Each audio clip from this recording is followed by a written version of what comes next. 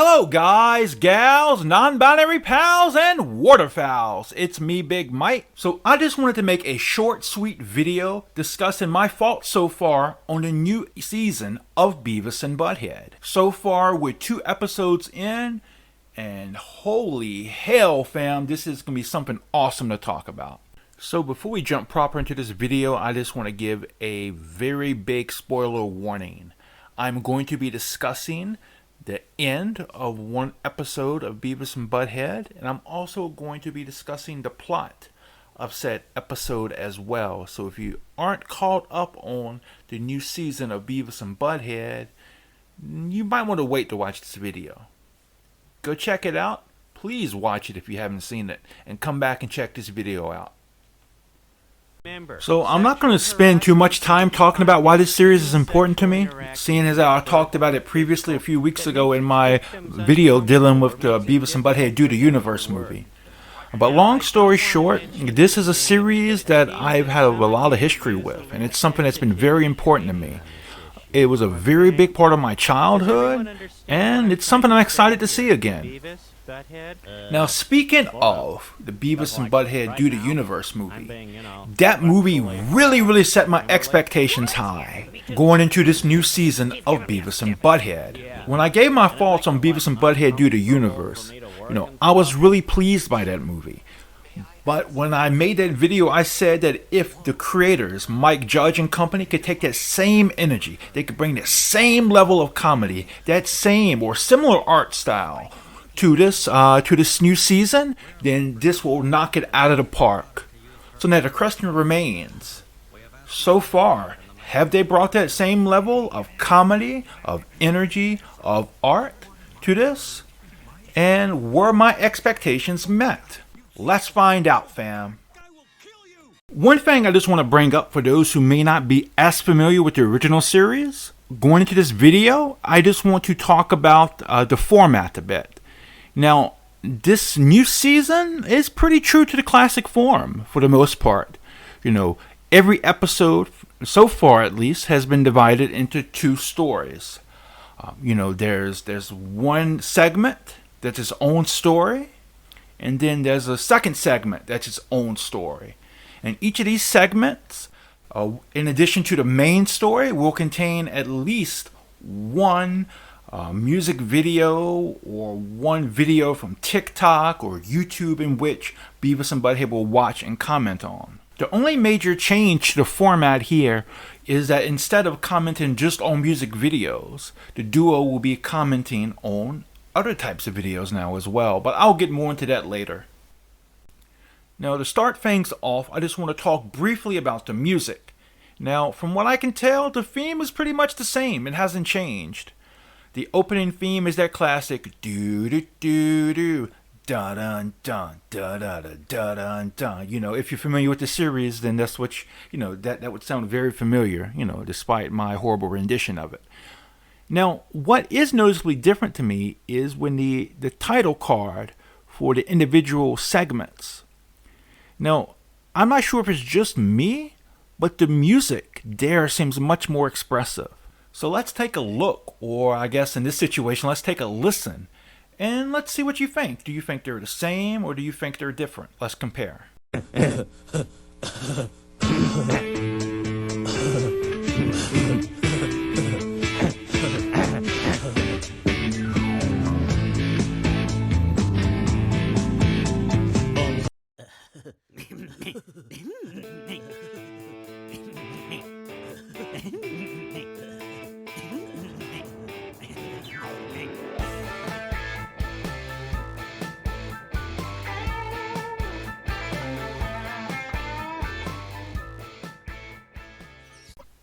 Now, for me personally, the newer one sounds more expressive. I'm not sure if that's the right word to use, but it sounds more fluid, more emotional, but still very badass song. I love that.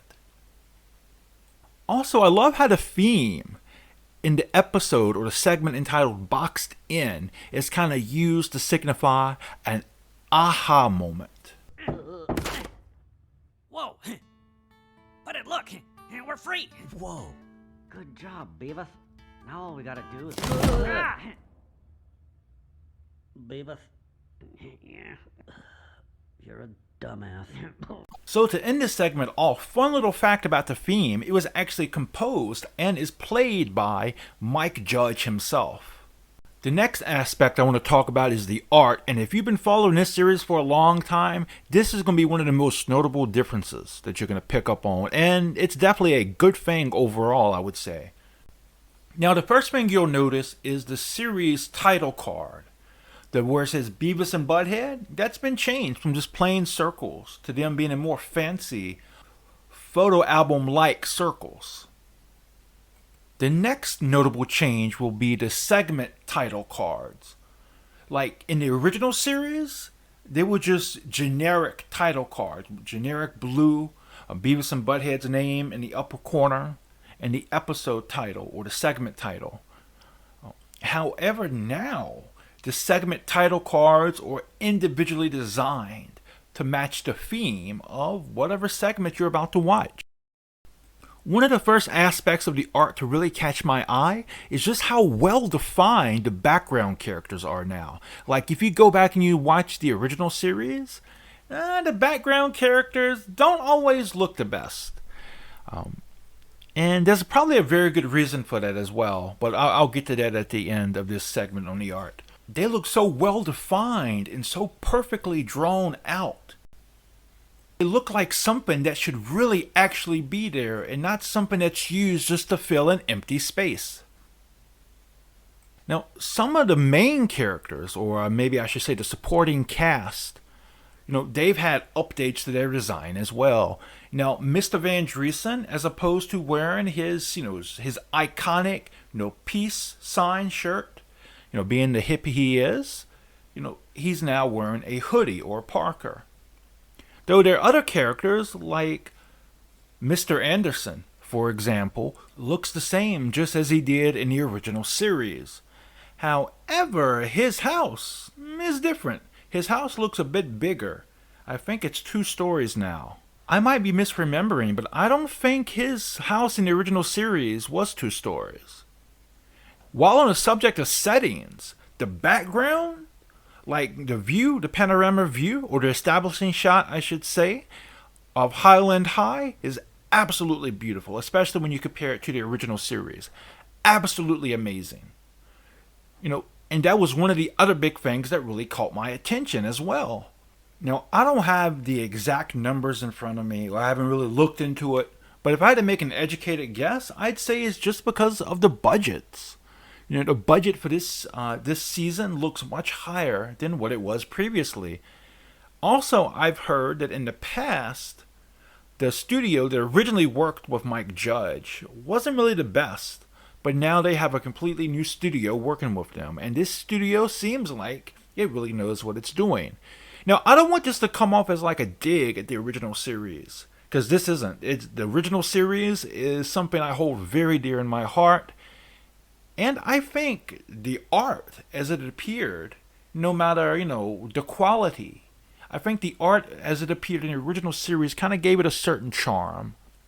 Now, don't get me wrong, I really love this new art, and I'm glad, it's been updated.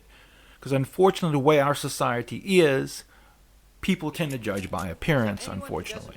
So I think, this new art, it looks great. It's going to help to bring new people in. But I don't want my opinion or my view to be seen as a dig at the older art form.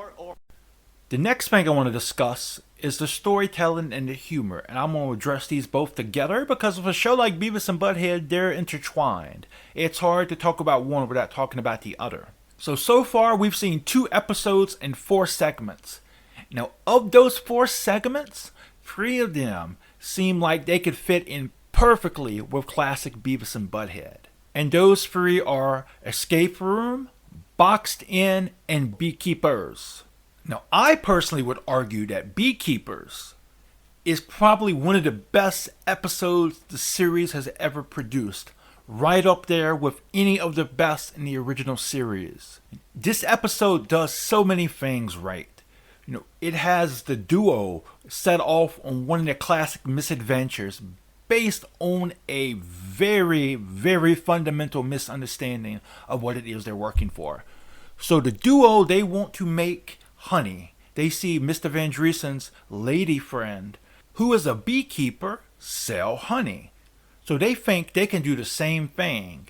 Now, unfortunately, for the duo, they go to Mr. Anderson's house, who has a wasp nest, and they mistake the wasps for bees. Now, much to the misfortune of Beavis, they're able to obtain the wasp nests.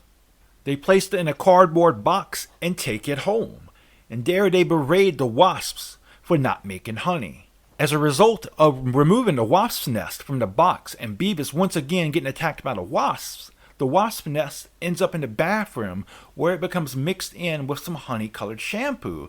And the duo, as expected, accidentally mistakes the shampoo for honey, at which point they return to the farmer's market to try to sell it. And this sets up the ending. And this ending, fam, is just so perfect. The physical comedy involved there, every time I watch it, I can't help but burst out laughing. This is one of the funniest episodes I've ever seen. The payoff here is well worth it. Well worth it. And this is one of the funniest moments I've ever seen in this series. And I would say it's one of the funniest moments I've seen in modern adult animation in a very long time. Now, the outlier here would be Special One. Now, Special One isn't a bad episode. In fact, I would say I really love it because it's a kind of an experimental episode, I would say. Maybe experimental is not the right word to use here, but when compared with the storytelling techniques that Mike Judge and co. used in the earlier iterations of the series, it's very different. Now, that's not to say it's bad, or that's not to say it's not funny. But it uses a different type of humor here. Here, it uses opposite expectations, or it reverses our expectations, I should say. Now, it's long been speculated that Beavis, he suffers from some type of schizophrenia. And he's a pyromaniac as well. So he loves fire, he loves setting stuff on fire, and that was a huge issue with the original series.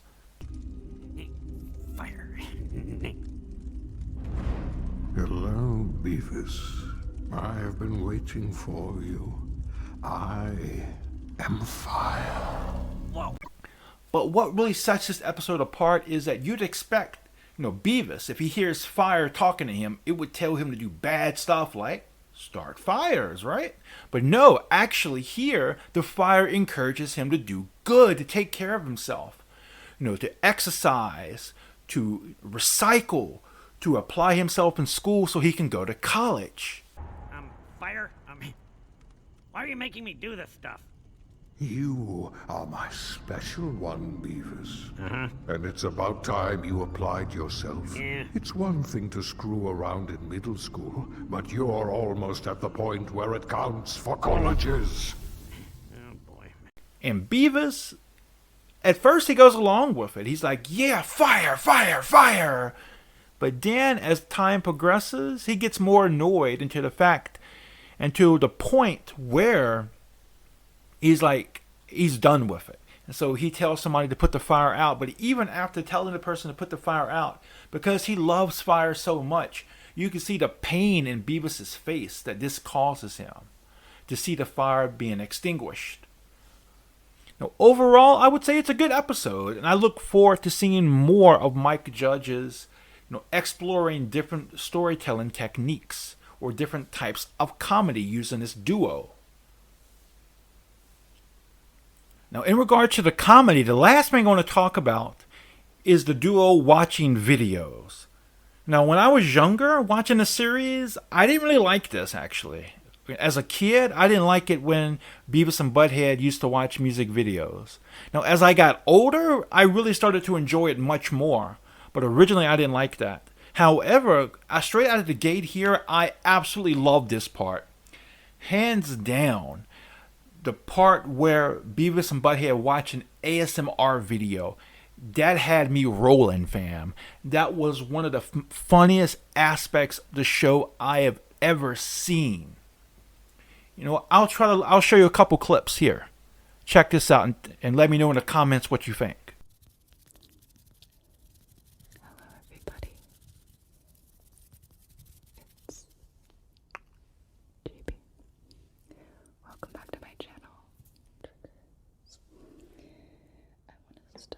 What is this, Butthead?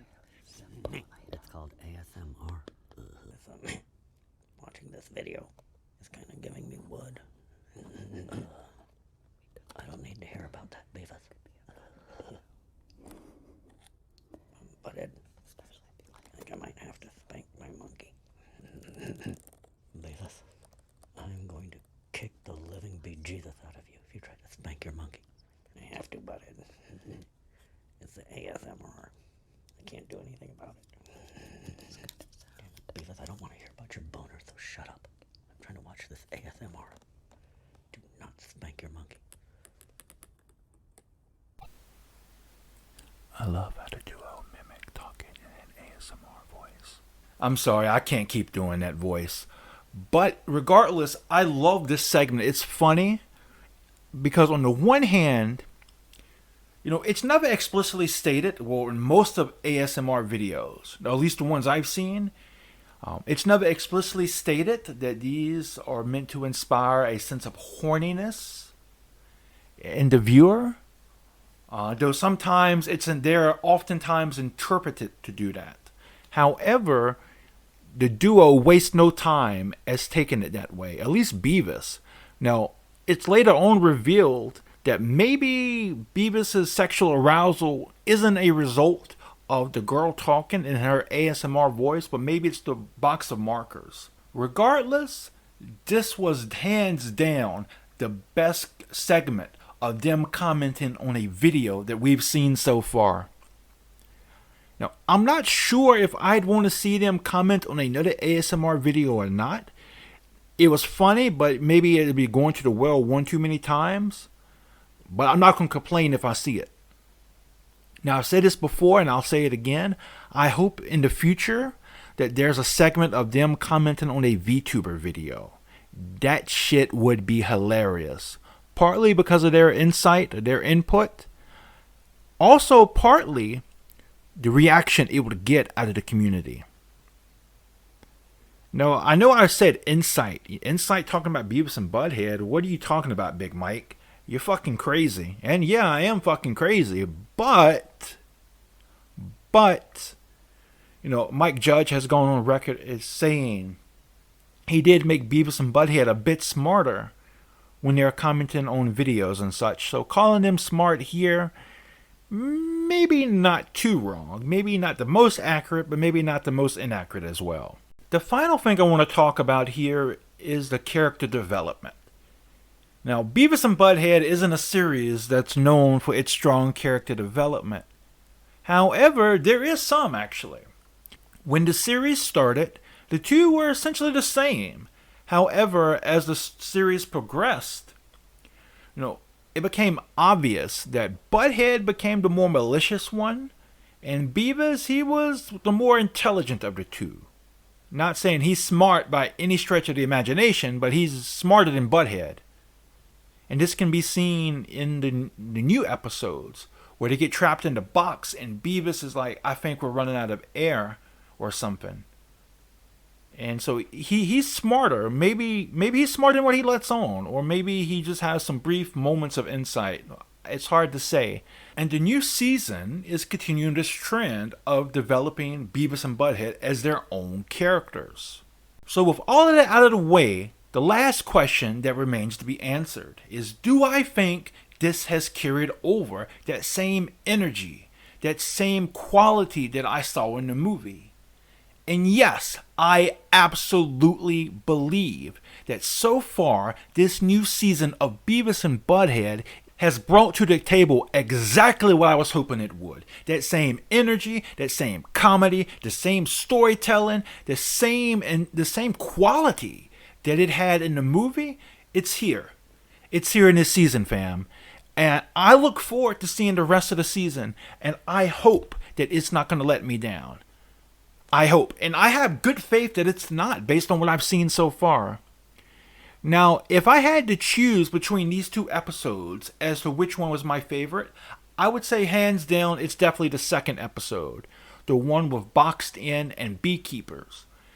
Absolutely hilarious, both very solid. Now, that's not to say the first one was bad. I absolutely love the first one as well. But just of those two, the second one is hands down my favorite.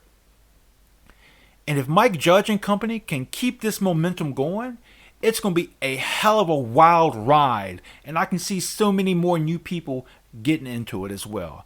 And for me, as a longtime fan of Beavis and Butt-Head, I hope to see more and more people get into it. So with all that done and said, I think we'll end it here. If you haven't already, please give the new season of Beavis and Butt-Head a watch. Tell me what you think. And I'll see you soon in the next video. I'll end it here. Alright guys, gals, non-binary pals, and waterfowls. That's going to do it for this video. I want to give a special thanks to Fran, who does a wonderful job doing my art. A special thanks to all of my friends on Twitter. I wouldn't be here without you all. And most importantly, a special thank you to all of you for watching. Please like this video if you liked it. Dislike it if you dislike it. Feel free to comment below and let me know what you think. And if you like my content, please subscribe and turn your notifications on. Until next time, fam, remember, just be yourself and you'll be awesome. Peace out!